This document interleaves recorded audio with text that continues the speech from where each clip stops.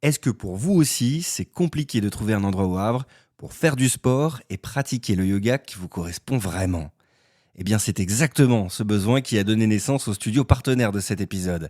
Quand sa fondatrice a commencé à chercher un spot pour faire du sport, impossible pour elle de trouver un lieu alliant diversité et accueil premium. Résultat, elle a lancé Dose Studio. Dose Studio, c'est 150 mètres carrés baignés de lumière naturelle, des coachs diplômés dans leurs domaines respectifs, 5 disciplines différentes, du yoga, du pilates, du fitness, du cardio et même de la danse, le tout avec un accueil hyper personnalisé, des vestiaires tout équipés et même un coin coffee pour prolonger un peu le plaisir. Pour les offres, elles sont illimitées et sans aucun engagement. Alors si tu vis au Havre ou dans le coin et que tu cherches la perle rare pour te mettre au sport, Dose Studio n'attend plus que toi. Salut, un petit mot avant de commencer cet épisode, tout simplement pour vous dire merci. Eh bien merci parce que vous êtes toujours plus nombreux à écouter les épisodes dans le pot de yaourt. Alors si vous voulez soutenir le projet, n'hésitez pas à suivre, à commenter le podcast sur les plateformes d'écoute, sur Deezer, sur Spotify, sur Apple Podcast. Et puis n'hésitez pas non plus à suivre la page du compte Instagram dans le pot de yaourt. Sur ce, bonne écoute. Bienvenue dans le pot de yaourt, le premier podcast qui s'intéresse à toutes celles et ceux qui font le Havre, à toutes celles et ceux qui sont le Havre. Le plus souvent possible, je vais recevoir à ce micro des artistes, des sportifs, des entrepreneurs, des créateurs de contenu, des cuisiniers, des écrivains, bref, tous ceux qui font briller notre chère et tendre ville et qui nous rendent chaque jour un peu plus fiers d'être havrais. On parlera de leurs histoires et on verra en quoi le Havre a une place centrale et si particulière dans leur projet. Saison 4, épisode 6. Pour Paris, le Havre est devenu hype. C'est une ville où on voyage, le Havre c'est un bout du monde. Non, le Havre n'est pas maudit. Je viens du Havre, moi, je viens de Cocrioville. Faire entendre à tout le monde que le Havre était une belle et grande ville. Le Havre. Little Bob, c'est The King.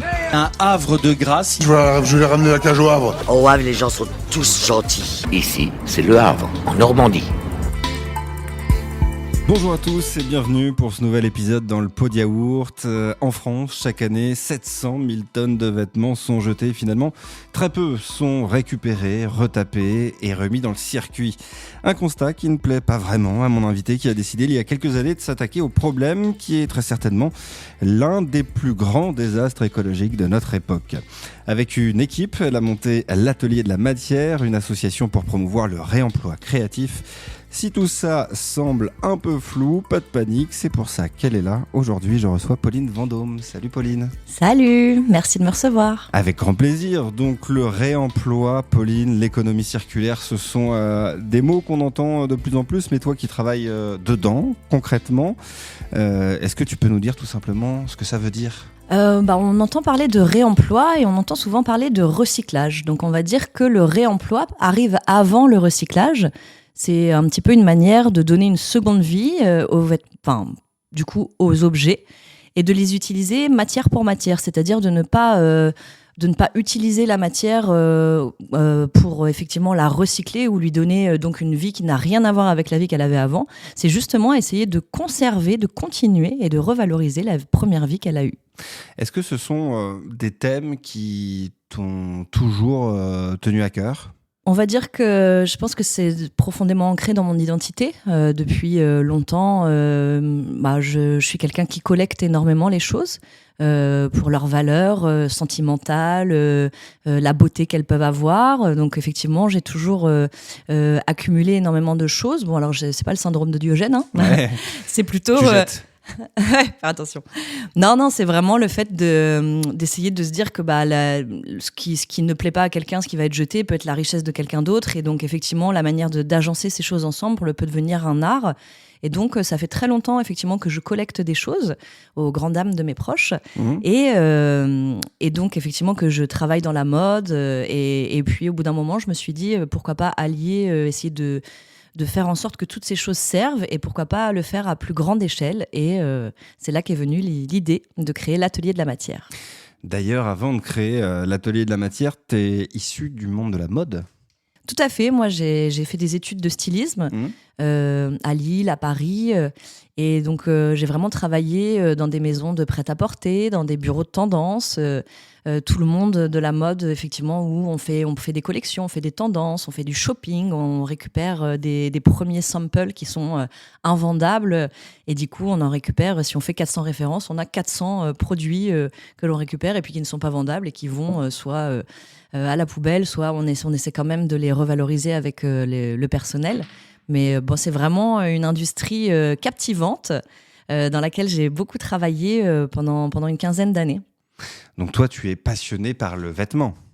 Je suis passionnée par le vêtement, par le textile, par le motif. Donc c'est vraiment, oui, effectivement, c'est ma première casquette, le design. Qu'est-ce qui te plaît, toi, dans le vêtement ? Ce qui me plaît dans le vêtement, c'est déjà l'aspect social. Je trouve que c'est très intéressant depuis qu'on s'habille, depuis qu'on donne à voir la mode et c'est vraiment une manière de se montrer. Donc on donne à voir quelque chose de nous. Donc je trouve que c'est très intéressant sociologiquement puisque ça permet effectivement de capter des identités, des personnalités extrêmement originales.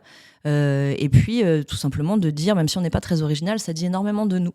Donc je trouve que c'est un espèce d'apparat, une espèce de carapace qui est très importante socialement. Donc c'est quelque chose qui m'attire énormément de voir les personnes s'habiller, pourquoi elles font ces choix, qu'est-ce qui plaît, quelles sont les couleurs qu'on va pouvoir porter, qui vont pouvoir nous aller, qui vont dire quelque chose de nous. Aussi bien aussi les messages, puisque la mode est parfois politique, puisqu'on a quelque chose, on a souvent des messages qu'on porte, qu'on donne à voir. Donc c'est vraiment quelque chose qui m'a toujours intéressée. Et puis, c'est un travail extrêmement créatif qui vient du dessin. Nous, en tant que stylistes, on pense une collection. On a souvent l'impression que, il y a les couturières. Enfin, nous, on est vraiment dans l'amont, c'est-à-dire qu'on va penser la collection, on va savoir combien de pièces on va faire, on va essayer de la cibler, de savoir à qui elle s'adresse. Donc, c'est vraiment des choses qui sont très intéressantes, je trouve, sociologiquement. Tu me dis si je me trompe, Pauline, mais le monde que tu as connu avant, le monde professionnel que tu as connu avant, même si le thème est le même, est complètement différent avec celui que tu connais aujourd'hui.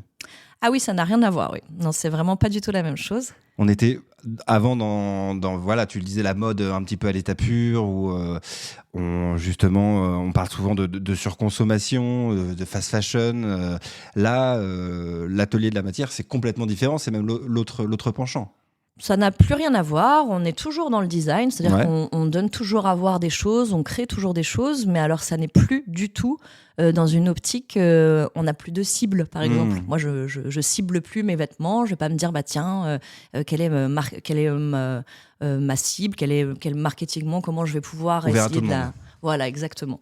C'est même plus qu'ouvert à tout le monde. Je dirais qu'aujourd'hui, nous, ce qu'on essaie de créer, c'est de montrer qu'en fait, n'importe quel vêtement peut être réinventé pour n'importe quel type de personne, et puis en fait, même dans les défilés qu'on fait, parce qu'on essaie de faire quand même des défilés de mode pour montrer ce que c'est que la mode upcyclée.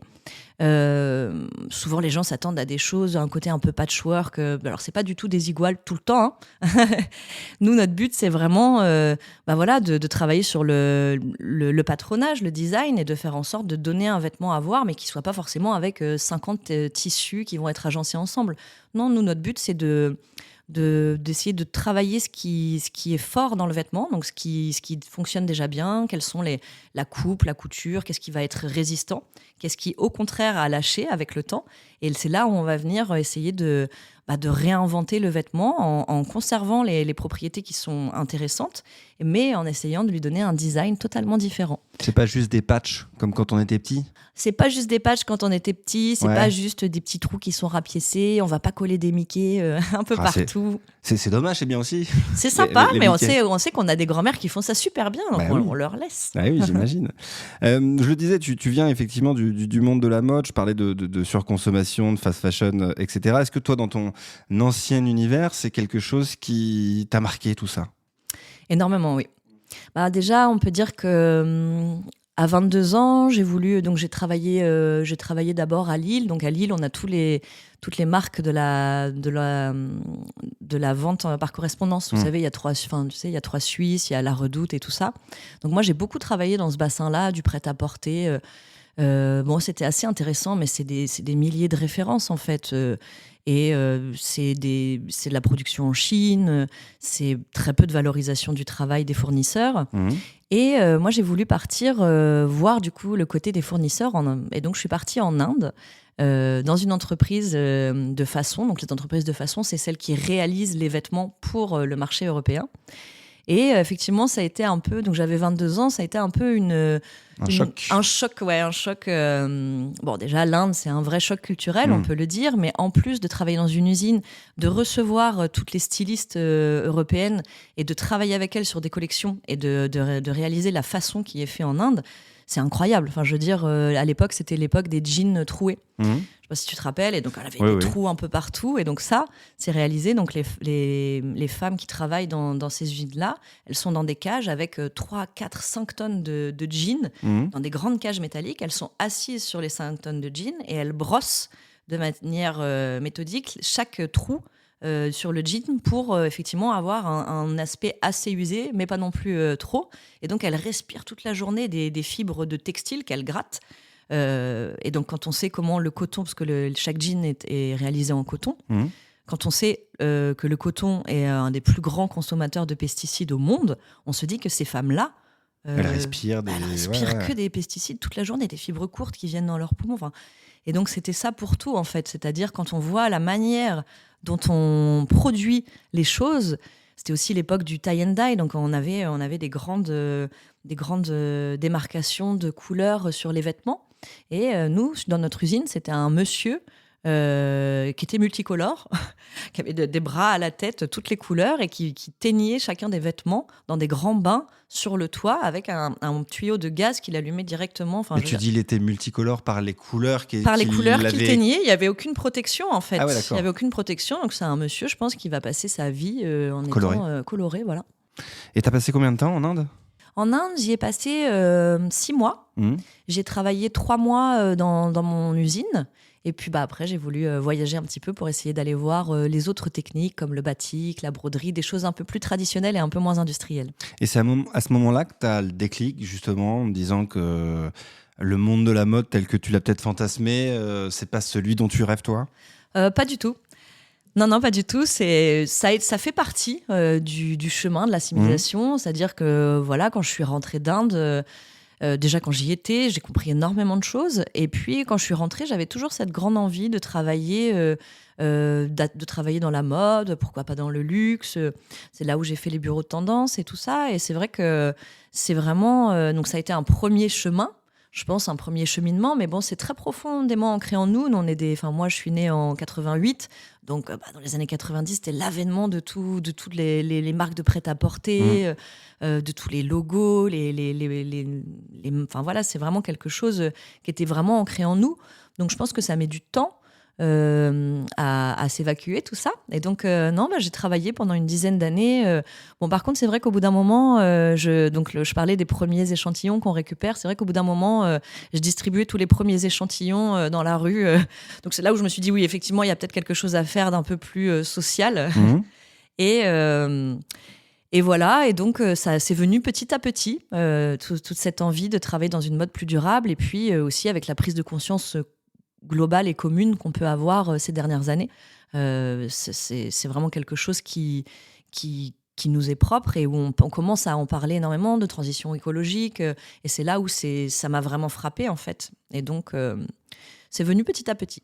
Et d'où le sens de ma prochaine question, justement. Comment on en arrive à l'atelier de la matière ? Comment on en arrive là ? Je pense que on parle de la ville du Havre, mais c'est vrai que le Havre, c'est un peu une ville de tous les possibles. Et moi, en 2007, quand je suis revenue habiter au Havre, pour moi, je suis styliste, donc je ne pouvais pas travailler au Havre. Donc, dans ma tête, c'était clair que je devais être freelance, que je devais continuer à travailler à Paris.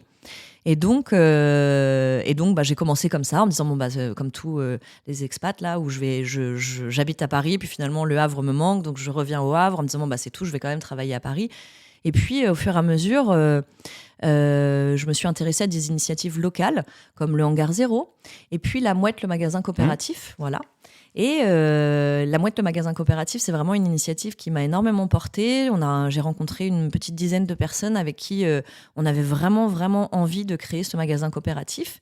Et donc, on s'est un petit peu relevé les manches et on a créé la Mouette, le magasin coopératif, qui était une expérience sociale captivante. On était vraiment plusieurs personnes de tout horizon. Et on est parti vraiment sur ces magasins coopératifs, sur le monde de l'économie sociale et solidaire. Et donc, pour moi, ça a été un premier pas dans le monde de l'économie sociale et solidaire. Et puis surtout, dans le fait de se dire que tout est possible, en fait. Tout est possible si on est assez convaincu, déjà d'une. Et puis de deux, on a ici des structures sociales, économiques, administratives qui nous permettent de faire ces choses-là, qui nous aident énormément. Et comme on est dans une ville qui a échelle plutôt pas trop grande non plus, comme Paris. Échelle humaine, ouais. Voilà, échelle humaine. On se rend compte qu'en fait, on a des interlocuteurs qui sont très intéressants et qui sont dédiés et qu'on peut rencontrer assez facilement. Donc, quand on a envie de monter un projet, la ville du Havre, elle est exceptionnelle pour ça parce que vraiment, elle nous permet d'avoir toutes ces possibilités-là, en fait. Et tu penses que la ville du Havre est peut-être plus ouverte d'esprit qu'ailleurs ? En tout cas... sur ce genre d'initiative ? Sur ce genre d'initiative, ouais. Je pense que c'est peut-être pas une ouverture d'esprit. Je pense que c'est des contacts et puis une facilité, une simplicité d'exécution. C'est-à-dire que c'est assez facile, comme on n'est pas énormément forcément à vouloir rentrer dans tous ces dispositifs. C'est plutôt simple d'accès. Peut-être là où parfois à Paris ça va être beaucoup plus bouché puisqu'énormément de gens veulent la même chose. Nous, c'est vrai que il y a une simplicité d'accès et puis on est aussi, ce que je disais, en tant que trentenaire qui revenait sur Le Havre, j'ai aussi revu tout mon groupe, tous mes amis, tous les gens. On dit toujours qu'au Havre, tout le monde se connaît. C'est bien vrai. C'est bien vrai. Et donc, le fait de revenir dans cette ville, c'est un peu une manière aussi de se dire, en fait, voilà, on est à échelle humaine. Tous les gens avec qui j'ai grandi, avec qui j'étais à l'école, maintenant, ils font des choses très intéressantes aussi. Ils sont dans des divers métiers, Et donc, en fait... T'as repris ton réseau là où j'ai repris mon réseau là où je l'avais laissé. Et c'est un réseau qui était effectivement dans le social, dans l'économie solidaire, dans l'art. Donc, en fait, ça donnait tout son sens. On parle depuis tout à l'heure de l'atelier de la matière, mais tu nous as pas dit ce que c'était exactement. Raconte-nous, qu'est-ce que c'est ? L'atelier de la matière, c'est aujourd'hui une recyclerie textile, mais à la base, ça a été pensé, donc j'ai créé ça avec une personne qui s'appelle Élodie Michel, et donc elle était RH au Volcan à l'origine. D'accord. Et on a beaucoup parlé. Moi, je revenais sur Le Havre, j'étais en freelance, en styliste, et j'avais vraiment cette grande envie de travailler le textile de manière beaucoup plus sociale et solidaire, et de travailler, donc de recycler la matière. Elle avait cette envie de faire la même chose avec le bois. Et donc, au fur et à mesure de grandes discussions, ça a été vraiment une rencontre, un coup de cœur aussi bien humain que professionnel. Exactement, que professionnel. Donc le coup de foudre. Le coup de foudre, voilà. Donc, on a mis en commun nos idées, nos expériences, nos envies. Et puis, on a été catapultés, parce que comme je disais, au Havre, il y a beaucoup de structures qui existent, en tout cas en Normandie, pour faire sortir de terre tous ces projets sociaux. Et donc, il y a l'Adresse en Normandie, qui est une association dédiée à la réalisation des projets sociaux. Et donc, cette structure on a répondu à un appel à projet avec notre petit projet de l'atelier de la matière, après qu'on ait fait plusieurs réunions où on s'est vraiment creusé la tête sur ce qu'on avait envie de donner à voir. Et donc, ils nous ont un peu catapultés, ils nous ont aidés à créer ce projet.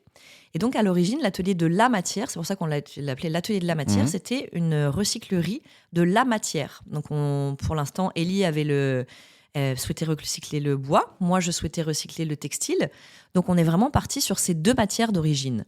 Moi, c'était mon métier depuis 15 ans. Élie se reformait. Donc, après être RH, elle s'est reformée dans le travail du bois.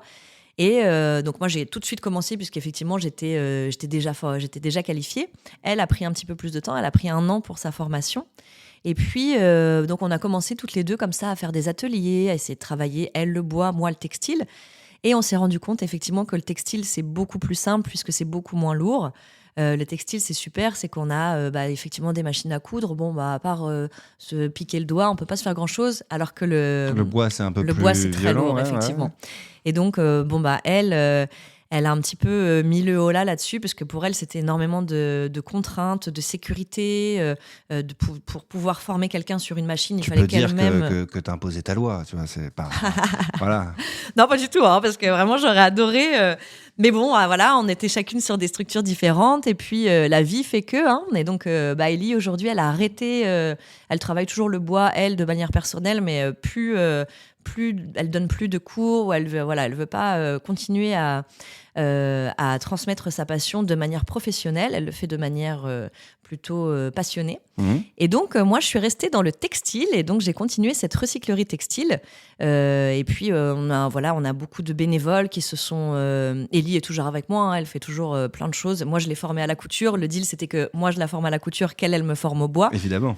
Et donc, échange de bons procédés. Échange de bons procédés, qu'on puisse assister chacune, l'une et l'autre, à nos ateliers. Ce qu'on a fait dans un premier temps. Et donc, aujourd'hui, elle fait toujours partie du projet. Elle m'aide énormément sur tous les événements. Elle garde tout ce côté événementiel, en fait. Ouais. Voilà. Et donc, moi, je suis vraiment surtout le fond, le fait de transmettre, du coup, un savoir-faire. Donc, l'atelier de la matière, qu'est-ce que c'est aujourd'hui ? C'est une recyclerie textile on collecte chaque année 3 tonnes de vêtements. C'est énorme. C'est énorme, 3 tonnes de vêtements. Il faut savoir qu'au début, on avait un partenariat avec Emmaüs et Le Grenier. Et que, donc, pour récolter chacun 1 tonne de vêtements, puisque chaque année, ils donnent à l'incinération, puisqu'ils ne peuvent pas les revaloriser, tous ces vêtements qui sont abîmés, déchirés, où il manque un bouton. Eux, ils font déjà un tri. Ils font déjà un premier tri. On vient leur donner des vêtements avec ceux qui peuvent vendre et ceux qui ne pourront pas vendre. Exactement. Et vous récupérez ceux qu'ils ne peuvent pas vendre. Voilà, ceux qu'ils ne peuvent pas vendre et qui vont à l'incinération. Donc, c'est du recyclage. Et comme je disais, avant le recyclage, c'est des toiles... tout ce qu'ils récupèrent, c'est des toiles de coton qui sont parfaites. Donc, plutôt que de reproduire et de remettre du carbone, de l'eau, tout pour reproduire, utilisons ces matières-là premières plutôt que de les incinérer. Et donc, nous, c'est ce constat-là qu'on a fait. Donc, on récupérait chaque année 1 tonne de vêtements d'Emmaüs et Le Grenier. Et en fait, on a été identifiés par les habitants de la ville comme lieu de collecte. Et donc, aujourd'hui, sans prendre ce qu'Emmaüs et Le Grenier ne peuvent pas revendre, on a déjà 3 tonnes de vêtements collectés par les particuliers. Donc aujourd'hui, vous ne travaillez plus avec Le Grenier et Emmaüs ? Malheureusement, non. Voilà, c'est les particuliers qui viennent directement vous voir pour recycler leurs vêtements. Tout à fait. Tout à fait. Et à partir de là, qu'est-ce qui se passe ? Vous recevez les 3 tonnes de vêtements et qu'est-ce que vous en faites ? Alors, on a un petit peu tout fait en même temps. Donc, on reçoit les 3 tonnes de vêtements. On a créé avec un autre groupe, donc on aime les aventures sociales, hein, et donc on a créé un lieu qui s'appelle le Val-Soleil avec une autre communauté qui voulait souhaiter sauver le Val-Soleil, et donc on a la chance... Un lieu très connu. Un lieu très connu, le Val-Soleil, ouais. Et donc on a la chance d'avoir 200 mètres carrés d'atelier au sein du Val-Soleil, dans les anciens salles de gym, parce qu'il y a beaucoup de gens qui connaissent ce lieu. Et donc on a une partie matériothèque où on range, on trie les vêtements collectés, puisqu'on collecte effectivement des vêtements, mais on collecte aussi des tissus, on collecte de la mercerie, des boutons, des rubans, tout ce qui est inhérent au travail de l'art du fil et du textile. Et donc, on essaie de ranger de la plus belle des manières. Donc, c'est vraiment une grande caverne d'Ali Baba. On peut trouver des vêtements de seconde main, du textile, des draps, de la dentelle, de la fourrure, des cuirs, des boutons, des fils, enfin vraiment tout ce qui... Tout. Et donc, tout ça, c'est revalorisé pendant nos cours de couture. Donc, on fait vraiment des cours de couture traditionnels. Chaque personne peut venir apprendre à coudre, mais aussi apprendre la broderie, le patronage, l'upcycling, donc le fait de réinventer des vêtements, de transformer des vêtements. Pendant nos cours. Et pendant nos cours, ils peuvent se servir dans cette matériothèque 100% réemploi. Donc ça, c'est un premier pas où les habitants du quartier, ou pas du quartier d'ailleurs, viennent pendant les cours. Notre deuxième volet, ce serait plutôt de rentrer dans les écoles. Nous, notre but, c'est vraiment de faire en sorte que ce soit accessible au plus grand nombre, l'apprentissage de ces savoir-faire un petit peu oubliés. Donc vous, toi et Ellie, qui se déplaceraient dans les écoles pour enseigner le réemploi ? On va dans les écoles, on fait des conférences sur la mode durable, on fait des parcours scolaires autour de la couture, de l'apprentissage de savoir-faire comme la broderie, la peinture textile. Donc le but, c'est de se dire, chaque élève peut ramener un vêtement qu'il adore, qu'il ne peut plus mettre. Ou souvent, on a aussi les vêtements des grands frères et des petits frères qui viennent aux petits frères. Et donc, ils ont envie un peu de leur donner une nouvelle identité. De les customiser, exactement. Et ils peuvent aussi piocher dans les tonnes de vêtements qu'on a récupérés. Et on leur apprend effectivement à revaloriser, à réinventer tous ces vêtements et en faire un nouveau. Et donc, ça va être de la couture. Donc, on va transformer un sweat, on va le couper, on va remettre un autre tissu, on va en mixer deux. Ça peut être de la broderie, on va aller broder, je sais pas, notre manga préféré ou un logo. Ou on adore le foot, on va plutôt faire nos équipes de foot préférées. Je dis ça parce qu'on en fait beaucoup. Donc pour les amateurs de foot, ouais, vous pouvez customiser vos fringues avec des stickers foot. Et Nickel. puis c'est surtout que c'est souvent quand on arrive dans les classes, on va de 6 à 27 ans en fait. Et donc, Ah oui. Donc bah oui, on rentre aussi bien dans les écoles élémentaires, les écoles, les écoles primaires, voilà, le collège ou la fac. On a fait un semestre créatif avec Sciences Po aussi. Ok, super. Donc le but, c'est vraiment de se dire que ça peut toucher n'importe qui en fait, et qu'en fonction de la cible, et puis surtout que ça n'est pas genré. Parce que souvent, on a ce truc-là, comme quoi la broderie, c'est un peu genré, c'est pour les filles. La couture, c'est plus quelque chose de féminin, alors que pas du tout en fait. C'est qu'on aime tous s'habiller, on aime tous avoir du style, on aime tous avoir une personnalité. Et donc c'est important si on peut rendre compte de notre créativité. Eh ben, tu m'inspires une question. Justement, là, dans les cours que vous donnez, quelle est la part d'hommes et de femmes qui viennent assister à vos cours ? Ce qui est chouette, c'est que dans les écoles, c'est mixte les oui, classes. Pas dans Il y a les pas écoles, de mais choix. dans les gens qui viennent au Alors soleil. chez nous, effectivement, on a un bon, peut-être 80% plutôt de femmes. Mais on a quand même ce 20% auquel je tiens énormément, d'hommes et puis même de personnes de tout genre qui viennent à l'atelier pour faire des créations, apprendre à coudre, apprendre à broder. Et donc c'est super parce qu'il y a vraiment une émulsion en fait aujourd'hui créative. Et puis il y a vraiment une passion chez les jeunes d'aller chiner des vêtements chez Emmaüs et le grenier aussi. Et donc ils viennent avec des choses qui leur vont pas forcément et puis qui veulent effectivement customiser parce qu'ils adorent le style, ils adorent la matière, ils adorent le détail. Et donc ce qui est assez chouette, c'est que j'ai eu pas mal de personnes, aussi bien garçons que filles, qui sont venus avec cette envie-là de transformer des choses qu'ils avaient chinées. Et donc ça, c'est extrêmement intéressant, puisqu'on a déjà un produit qui est très intéressant, qu'ils ont pris pour une grande particularité et qu'ils veulent remettre à leur taille, à leur goût. Et donc on vient, effectivement, pour moi qui est designer, c'est très intéressant de s'adapter à une idée et de faire en sorte que de l'idée, on arrive à avoir une réalisation quasiment identique. Alors concrètement, je suis très intéressé pour venir faire des cours de couture chez toi. Comment je m'y prends et est-ce qu'il faut que j'ai un petit niveau à la base ? Est-ce que je peux être totalement amateur ? Comment ça se passe ? Raconte-nous. Nous, vraiment, c'est du débutant jusqu'à une personne qui est un peu plus qualifiée, qui a envie d'aller plus loin dans ses savoir-faire. Nous, on est à même de vous accompagner aussi bien de la couture de base, donc vraiment couture droite, apprendre qu'est-ce que c'est qu'une machine à coudre, comment on l'utilise, comment on l'enfile, comment on fait une couture droite, jusqu'au patronage, à la broderie, à la confection de vêtements. Donc c'est ça qui est assez intéressant. Et nous, ce qui est bien, ce que je trouve intéressant et ce que j'ai vraiment mis un point d'honneur à développer dans nos cours, c'est à ne pas faire des cours de débutants, intermédiaires et confirmés, parce que de mélanger tout le monde. Ouais, je trouve qu'on s'ennuie beaucoup dans ces cours-là. Souvent, les gens se limitent parce qu'ils sont débutants, donc ils vont se dire non, moi je vais faire plutôt ça. Et puis en plus, les gens n'évoluent pas de la même manière, on n'a pas du tout les mêmes ressentis, les mêmes envies. Et donc moi, ce que je trouve hyper intéressant, c'est de mixer tous les cours, tous les âges, tous les genres, et d'avancer ensemble. Comme ça, il y a vraiment une émulsion créative à l'atelier. C'est-à-dire qu'il y a des gens qui vont faire de la broderie, ça va inspirer ceux qui sont débutants en couture, qui se disent mais c'est super, moi j'ai envie de faire ça. En même temps, il y a les débutants en couture qui vont essayer de faire des petites réalisations et qui sont aidés et inspirés aussi par les personnes plus anciennes de l'atelier. Ils vont leur dire moi la dernière fois que j'ai fait ça, je m'y suis pris comme ça, mais tu vois, je suis partie plutôt. Et donc en fait, ça donne une émulsion créative, et c'est vraiment ça qui est intéressant à l'atelier de la matière, c'est que en fait on vient à l'atelier aussi bien pour apprendre des choses, mais aussi bien pour s'imprégner d'une espèce d'essence créative. Quand ont lieu ces cours et combien ça coûte ? Alors, les cours ont lieu le mardi après-midi, le mercredi matin, le mercredi après-midi, le vendredi après-midi et le samedi une fois par mois. Le cours, ça coûte 25 € les 2h30, sachant que vous avez quand même toute la matière qui est comprise, ce qui coûte très très cher, cette matière. Et la machine à coudre, évidemment. Et la machine à coudre, effectivement, on a plus d'une dizaine de machines à coudre en libre-service à l'atelier, on a une surjeteuse.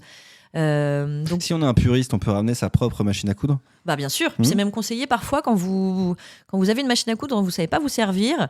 Et si vous venez apprendre la couture, c'est vrai que c'est chouette de pouvoir, quand on rentre à la maison, pouvoir se servir de sa machine à coudre. Donc moi j'encourage les personnes qui ont une machine à coudre et qui savent pas trop l'utiliser à au moins la ramener sur un ou deux cours pour vraiment bien la prendre en main, que je leur explique comment l'enfiler, quels sont les détails du montage, quels sont les défauts qui peuvent arriver. Et puis comme ça, au moins quand elles arrivent à la maison, elles sont pas en train de se casser la tête à se dire mais ça marche pas du tout comme à l'atelier. Concrètement, comment on débute la couture et qu'est-ce qu'on apprend en premier ? Concrètement, comment on débute la couture ? Ça, c'est une vraie question parce que moi, en études, j'ai commencé la couture sur couture droite, petit assemblage, essayer de coucher nos coutures, essayer de monter des pièces. Mais concrètement, moi, c'est pas vraiment ce que j'ai envie d'apprendre. Concrètement, comment on commence la couture, c'est qu'est-ce que tu as envie de faire ? C'est quoi ton point de départ ? Toi, est-ce que tu as envie de te faire des vêtements ? Est-ce que tu as envie de customiser ? Est-ce que tu as envie de savoir faire des petits accessoires ? Est-ce que tu as envie de faire plutôt de la peinture textile, d'en mettre partout, de faire des patchs ? Donc en fait, c'est toi, qu'est-ce que tu veux ? Moi, je pars plutôt de là. Je passe assez de temps à faire des cours de couture dans des écoles de couture à côté, où on est effectivement très scolaire. Et moi, je crois que ce qui me définit, c'est plutôt l'anti-conformisme. Et donc, ce que j'aime, c'est partir de toi, qu'est-ce que tu as envie ? Et une fois qu'on sait, toi, qu'est-ce que tu as envie, moi, j'essaie de m'adapter à comment on va faire en sorte que tu y arrives. Et donc, effectivement, forcément, quand on a envie d'apprendre à coudre, ça passe par comment faire une couture droite. On va commencer par un sac tote bag, une petite trousse, faire des réalisations comme des chouchous, des rubans, des choses plutôt simples. Et puis, après, on va aller là où toi, tu veux aller. Donc, si tu veux faire de la confection de vêtements, on va aller sur la confection de vêtements, aller sur le patronage. Nous, à l'Atelier de la Matière, on a une grande bibliothèque de patronage en libre service. Ce qui est chouette, c'est qu'on récupère des patrons, parce qu'on récupère aussi beaucoup ce qui dort dans les greniers de nos grands-mères. Et une fois qu'elles sont parties, les petits-enfants, ils ont envie de revaloriser. Souvent, c'est des savoir-faire qu'ils n'ont pas forcément. Et donc, on a récupéré énormément de livres de patronage, aussi bien des années 50, où on a des tailleurs New Look, que plutôt actuels, avec des petits vêtements plutôt contemporains. Mais ce qui est chouette, c'est qu'on peut vraiment réadapter tous ces patronages. Donc, ça, pareil, c'est en libre service à l'atelier. On apprend aussi bien la broderie. Et vraiment, la broderie, ça peut être un travail très, très minutieux, où tu apprends à perler, où tu apprends à venir faire différents points. Donc, moi, je dis qu'il n'y a pas de, c'est pas du tout scolaire, quoi. Il faut vraiment partir du besoin, de l'envie, et c'est là où on s'éclate un petit peu plus à être créatif. Qu'est-ce qui est le plus compliqué à faire ? Qu'est-ce qui est le plus compliqué à faire ? Le montage des pieds de colle, des soupons, des pantalons. Ça, c'est des choses qui sont assez compliquées à faire. C'est des choses où on rentre dans le modélisme pur, hein. Ok. Et justement, vous arrivez à transmettre ça ? Ouais. En général, la personne, quand elle vient pour approfondir vraiment le patronage et le vêtement, c'est là où on essaie d'être un peu plus scolaire pour le coup. On essaie de lui apprendre donc du coup à monter le t-shirt de base, le buste de base, la jupe de base, ensuite la chemise de base. Et donc, on a effectivement, là, c'est beaucoup plus protocolaire parce que on commence pas tout de suite à remonter une chemise hyper compliquée. Bien que j'en ai qui veulent essayer. Faut y aller progressivement. Hein. Ouais, faut y aller progressivement, comme tout. Donc ça, nous, c'est notre... on essaie d'expliquer tout ça. Et puis après, il y a des gens qui arrivent directement. Moi, j'ai des couturières qui arrivent, qui n'ont jamais cousu un vêtement et qui arrivent avec des patronages et qui ont envie de se lancer dans le challenge. Moi, j'aime bien les challenges, donc je trouve ça hyper intéressant. Maintenant, il faut savoir que c'est comme tout, hein, on n'en prend pas à courir avant de savoir marcher. Donc, il y a toujours des petites étapes un peu intermédiaires où on va forcément passer beaucoup plus de temps sur des coutures droites à se tester. Et puis, on peut faire des toiles aussi. Ce qui est assez intéressant, c'est avant de couper un tissu qui est super beau, on va monter ça dans un drap qu'on a trouvé, qu'on va revaloriser le drap et on va monter une première pièce en toile, ce qui permet effectivement de s'essayer avant de faire la vraie pièce définitive. Vous donnez des cours, vous intervenez dans les écoles, il y a un gros volet transmission en fait dans ce que vous faites, c'est même l'un des plus grands volets. Ouais.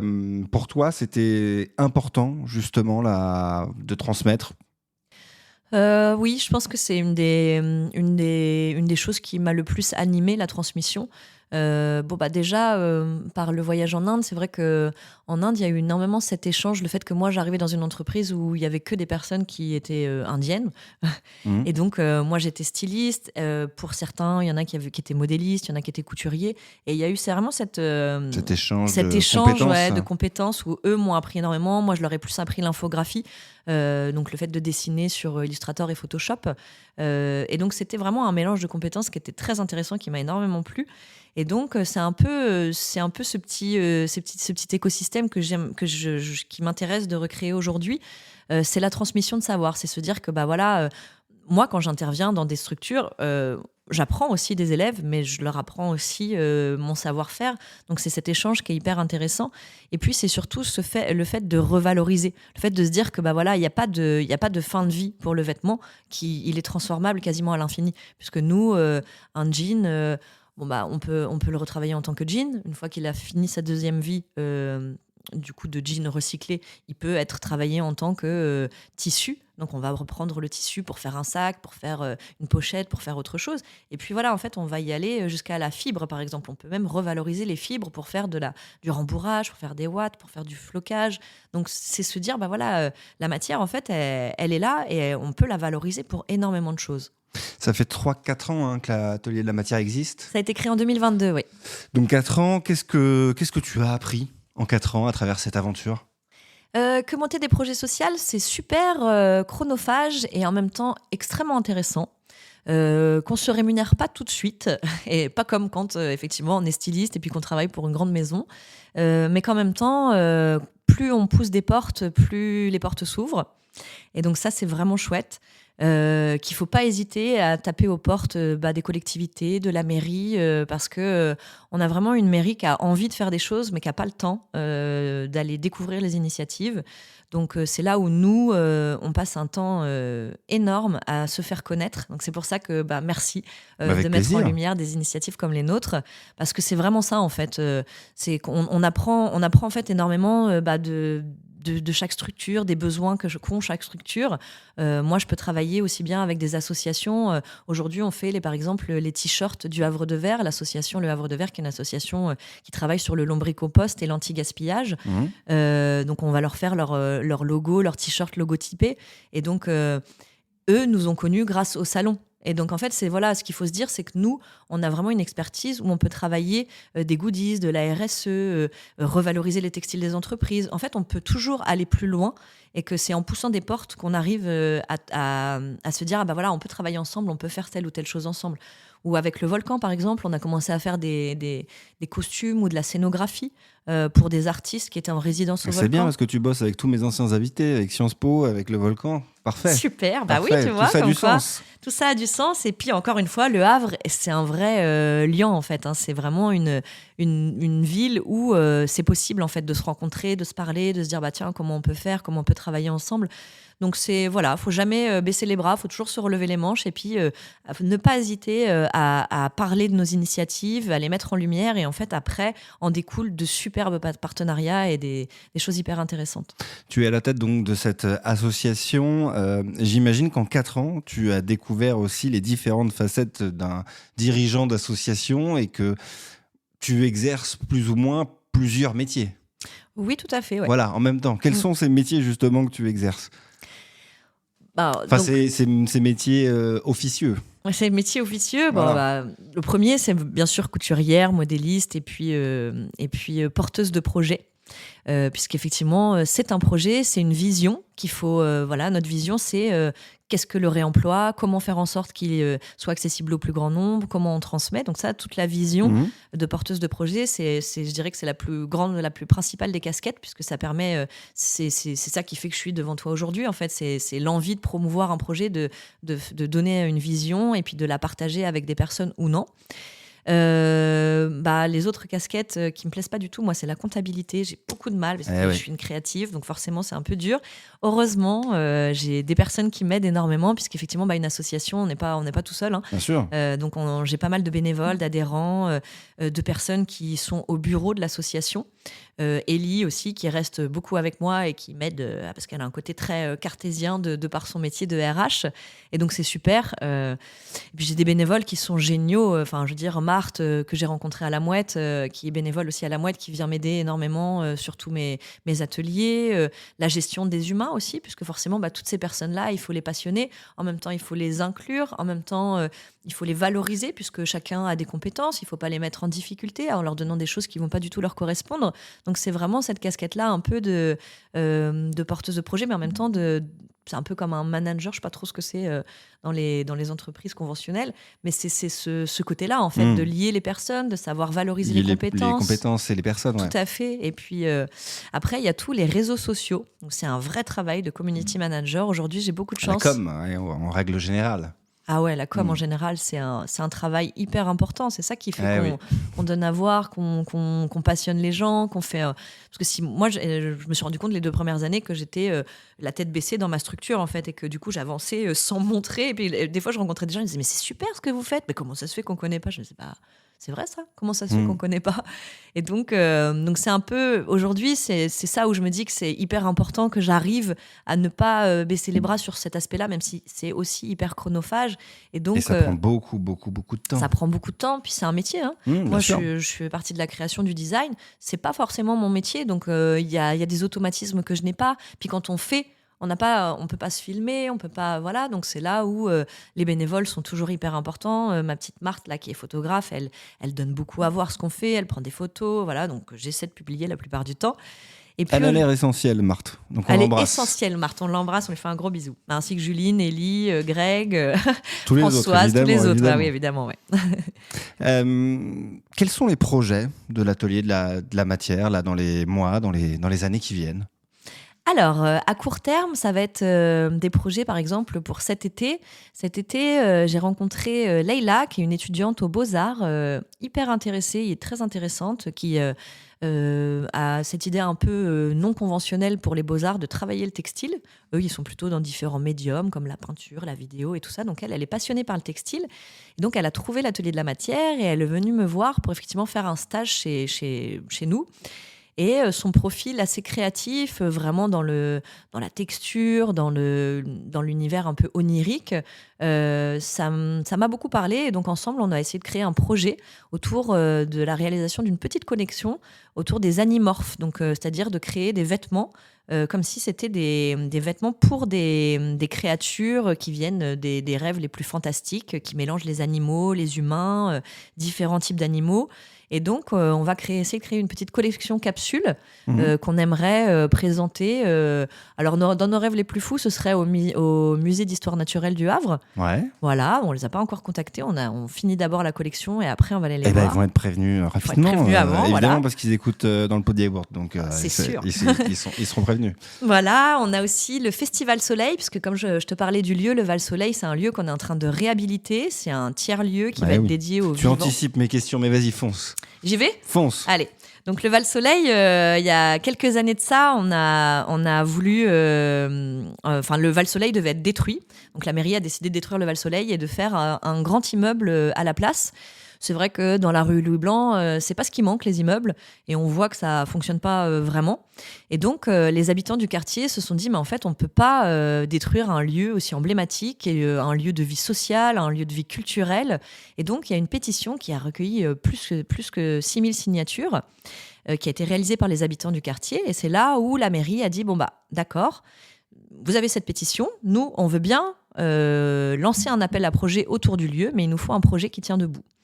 Le Val Soleil est à racheter, donc il faut quelqu'un qui rachète le Val Soleil, et il faut aussi un projet qui a du sens dans l'économie sociale solidaire. Et donc là, c'est là où les habitants du quartier ont été hyper intéressés et intéressants, et donc ils ont essayé de lancer des perches à toutes les activités, les associations, les bailleurs sociaux, les structures déjà en place. Et donc, il y a l'OGEO, qui est un bailleur semi-social, ouais. voilà, qui est venu, qui a dit moi ça m'intéresse énormément de travailler dans un projet social, en même temps de faire des habitations et puis d'essayer de mêler ça ensemble. Il y a la Ligue Havraise. La Ligue Havraise, c'est une association qui porte des projets pour les personnes handicapées, des projets d'inclusion, d'habitation. Et puis d'insertion. Donc la Ligue Havraise a dit nous aussi, ça nous intéresse. On cherche à avoir effectivement un projet de co-living pour des personnes qui sont en situation de handicap mais qui sont en recherche d'autonomie. Et puis ils nous ont contacté, donc nous, l'Atelier de la Matière, on était en début de projet. Ils nous ont contacté les thérapeutes qui sont effectivement qui sont effectivement de la, comment on appelle ça, qui sont de la médecine douce pour le plus grand nombre. Et donc, plusieurs associations ont commencé à graviter autour du lieu et à créer un projet. On a présenté le projet à la mairie et donc on a gagné l'appel à projet avec l'OGEO, la Ligue Havraise, l'Atelier de la Matière, le Clos Val-Soleil, donc qui est une association qui regroupe toutes les associations du lieu, les thérapeutes, Graines en main, Graines d'Odyssée. Enfin voilà, on est vraiment plusieurs associations qui gravitaient autour du lieu. Et tout le monde s'entend bien. Tout le monde s'entend bien. C'est une émulsion en fait. C'est comme dans toutes les créations de projets. Il y a des moments où c'est plus, il y a des crispations. Mais ce qui est intéressant, c'est qu'on s'arrête pas sur ces crispations et qu'on essaie toujours de trouver des solutions qui conviennent à tous. Et c'est comme la mouette, c'est une expérience sociale, démocratique, hyper intéressante. On met en place quelque chose. En plus, là, on travaille avec l'OGEO et la Ligue Havraise, qui sont des structures qui sont des structures déjà en place, plutôt économiquement, qui ont des attentes économiques, en fait. Et donc, nous, on est là dans un but totalement 100% social, avec des attentes économiques, forcément, puisque nous aussi, on a besoin de survivre. Hein. Oui, c'est bien de manger. C'est bien de manger, ça fait toujours du bien à tout le monde. Mais ce qui est chouette, c'est tout le monde se porte, tout le monde essaie de respecter les envies, les attentes de chacun dans le projet. Et puis surtout, de ne pas dévoyer le projet de base. Donc, on a notre vision de base, on essaie toujours d'y coller. Et là, on est dans la phase 2, parce qu'effectivement, il y a la première phase, ça a été un peu l'occupation pré-travaux. Ensuite, la deuxième phase, là, c'est la destruction des bâtiments qui sont vétustes au Val-Soleil. Et ensuite, la reconstruction et la pérennisation des bâtiments qui sont encore utilisables et reconstruire des petits logements d'habitation pour des primo-accédants. Donc ça, c'est l'OGEO qui s'en occupe, pour que tout ce petit monde vive ensemble. Et donc, au Val-Soleil, il y aura l'Atelier de la Matière, qui est donc la recyclerie textile. Il y aura un espace de co-living, pourquoi pas un espèce de petit restaurant où les personnes handicapées travailleront au sein du restaurant, mais aussi dans les différentes associations et initiatives locales qui seront au sein du lieu. Le Clos Val-Soleil qui permet à toutes les associations qui en ont besoin et qui sont dans la transition écologique de venir trouver un lieu de réunion, un lieu de réception, un lieu de travail. Et donc, on est aujourd'hui plus d'une 20aine d'associations au sein du lieu qui gravitent pour faire des projets, faire des animations, répondre à des appels à projets ensemble. Et donc, on est vraiment, en tout cas, avec autant d'associations, c'est un des seuls lieux sur Le Havre qui permet cette agitation sociale. Pauline, toi, tu es havraise. Évidemment, tu nous l'as dit. Tu es donc partie, tu es revenue.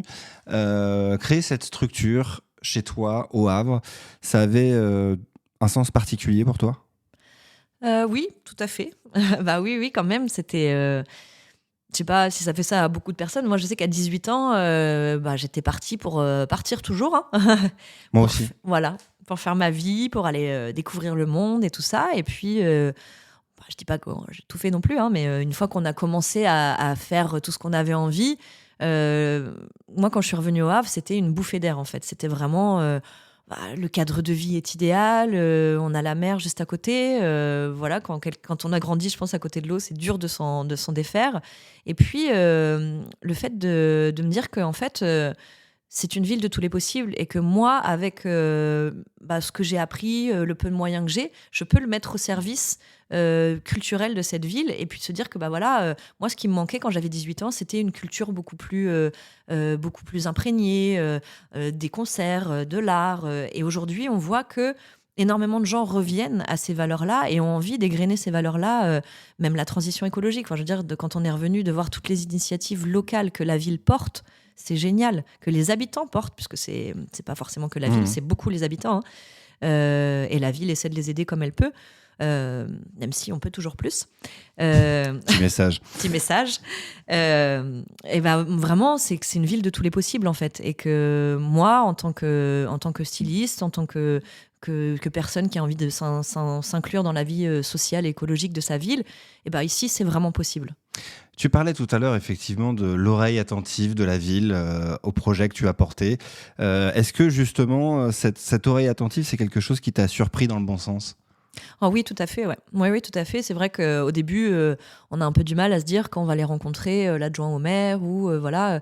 Et en fait, c'est possible.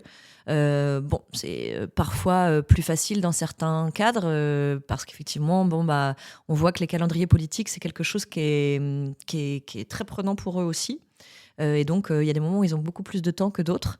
Mais en tout cas, quand ils ont le temps, il y a une vraie curiosité sur les projets, il y a une vraie envie d'aider. Et donc ça, c'est une richesse pour nous, puisqu'effectivement, c'est pas coincé.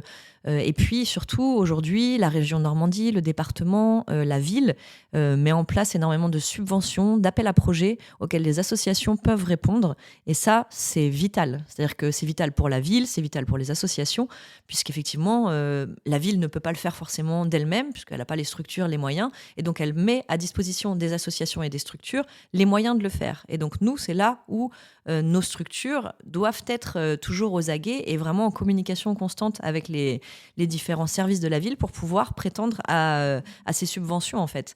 Et nous, l'année dernière, on est rentré par exemple dans les écoles Valmy, Georges Sand, qui sont des écoles des quartiers prioritaires, grâce à la cité éducative, qui est un dispositif mis en place par la ville qui permet effectivement aux écoles des quartiers prioritaires de bénéficier d'intervention des associations sur différentes thématiques et justement pour valoriser, aujourd'hui nous c'était la transition écologique et la transmission des savoirs, mais c'est très grand, c'est-à-dire qu'il y a énormément d'associations répondent à ces dispositifs pour travailler avec les écoles et donc pour donner à voir au plus grand nombre. Tu parlais tout à l'heure des structures avec lesquelles tu travaillais, tu as cité le Volcan, qu'est-ce que tu as cité encore Sciences Po, voilà. Exactement. L'Université du Havre, on travaille avec la communauté d'Aglo. Voilà, c'est ma question. Il y a, effectivement, vous travaillez quand même avec un tissu local assez fort. Ah oui, de toute façon, on ne peut pas faire sans. Aujourd'hui, si on collecte 3 tonnes de textiles, il faut les revaloriser. Donc nous, notre but, c'est pas de les collecter puis de les regarder tous les jours que ça prenne la poussière. Donc notre but, c'est que ça tourne, c'est qu'il y ait un turnover, c'est que notre message soit transmis. Et donc, quoi de mieux que cela que d'aller voir les structures locales qui sont en charge de transmettre ces messages sur la transition écologique. Donc la communauté d'Aglo, ce qui est génial, c'est qu'ils organisent chaque année le Salon du Réinventif. Et donc vraiment, nous, notre but, c'est de faire partie de toutes ces animations autour du réemploi, autour de la création, autour du vivre ensemble, autour de la transition écologique. Donc le Salon du Réinventif, on essaie de faire les défilés du Salon du Réinventif pour donner à voir un peu de manière créative ce qu'on peut faire. Il n'y a pas si longtemps, il y a l'ADEME qui avait fait une exposition au Carré des Docks sur la maison du futur, l'habitat écologique. Donc là aussi, nous, on était partie prenante de ces 3 jours autour de l'habitat écologique pour effectivement dire qu'est-ce qu'on peut faire avec nos vêtements, quelle est la deuxième vie, combien faire une conférence sur la mode durable aussi, parce que nous, on a aussi une expertise, moi en tant que styliste, c'est une expertise sur qu'est-ce que c'est la mode, qu'est-ce que c'est le constat aujourd'hui et comment on peut faire en sorte d'aller plus loin, de changer les modes de consommation, d'aller plus loin dans le recyclage, dans le surcyclage, dans le réemploi. Et donc voilà, en fait, on sent bien que les structures de la mairie, toutes les grandes structures qui s'intéressent à ces sujets, elles sont en recherche de personnes qui sont qualifiées pour pouvoir en parler. Donc votre message est bien accueilli. Notre message est bien accueilli et on espère qu'il sera encore plus accueilli et puis qu'il va être plus présent. Parce qu'effectivement, on espère que ce n'est pas un sujet qui va tomber à l'eau puisqu'il est essentiel aujourd'hui. Pauline, on arrive à la fin de cet épisode. Il y a une question que je pose toujours à mes invités. La dernière question de cet épisode, c'est carte blanche. Et cette question, la voici. Pauline, pour toi, Le Havre, ça représente quoi ? Pour moi, Le Havre, je l'ai déjà dit, mais je crois que ça représente une ville de tous les possibles. Une ville qui a été complètement ruinée après-guerre, qui s'est reconstruite, qui a été complètement dévalorisée par les personnes parce que c'est du béton, voilà. Et puis aujourd'hui, le béton fait notre force. On est en train de faire rayonner cette ville. Et donc, en fait... c'est une ville de warriors, quoi. C'est des gens qui veulent se battre, c'est des gens qui ont des convictions. Et pour avoir habité dans plusieurs villes, notamment Lille, Paris, voilà, c'est une ville qui a une vraie identité. On se parle énormément, nous, ici. On va dans la rue, on milite. Il y a beaucoup de salons, de choses qui sont faits. Si on a envie de faire des choses, c'est extrêmement possible ici. Et donc, pour moi, c'est vraiment la ville de tous les possibles. Merci beaucoup, Pauline Vendôme, que vous pourrez retrouver bien sûr à l'atelier de la matière au Clos Val-Soleil, 12 rue Horace Vernet. Voilà, prendre des cours de couture ou directement même dans les écoles de vos enfants. Voilà, n'hésitez pas, vous serez évidemment bien reçus.